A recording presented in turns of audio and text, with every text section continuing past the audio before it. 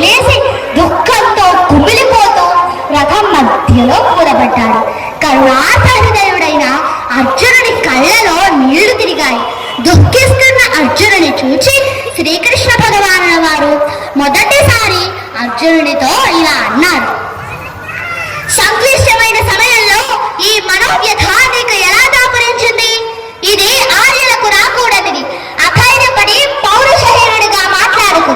నీచమైన హృదయ దౌర్బల్యాన్ని విడిచిపెట్టి యుద్ధం చెయ్యి అని శ్రీకృష్ణ భగవానుల వారు పలికారు. ఈ పాటలు పెట్టేస్తే వినాయక చవితి అయిపోయింది. మనకి కమిటీ మెంబర్లు ఎందుకు కలవాలనుకున్నామంటే, ఏ ఉత్సవం జరిగినా సరే గుడి దగ్గర మొట్టమొదటి వినిపించేది ఏదో ఒక వినాయకుడి పాట ఏదో వేస్తారు. అది ఇంతకుముందు ఏమంటే పాట పూర్తిగా వచ్చేది, ఇప్పుడు ఆ పాట సగమే వస్తుంది.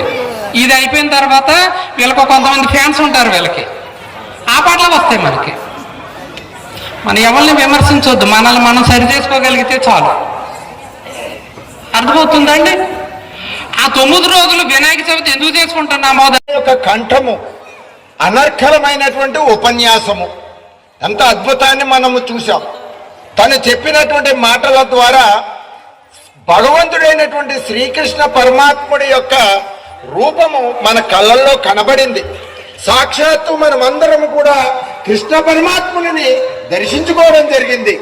అంత అద్భుతమైనటువంటి ఆ ఉపన్యాసాన్ని ఆ చిన్నారి మనకి చెప్పడం చాలా అదృష్టం. సరే, చిన్నారి చెప్పడం చాలా అద్భుతం. అయితే తరువాత మన చిట్టి తల్లి శ్రీకృష్ణుని మనకు చూపించింది కదా. మనందరికీ కూడా శ్రీకృష్ణుడు ఎలా ఉంటాడు అనేటువంటి బాహ్యంగా చూపించినటువంటి చిట్టి తల్లికి కూడా చిరు సత్కారం.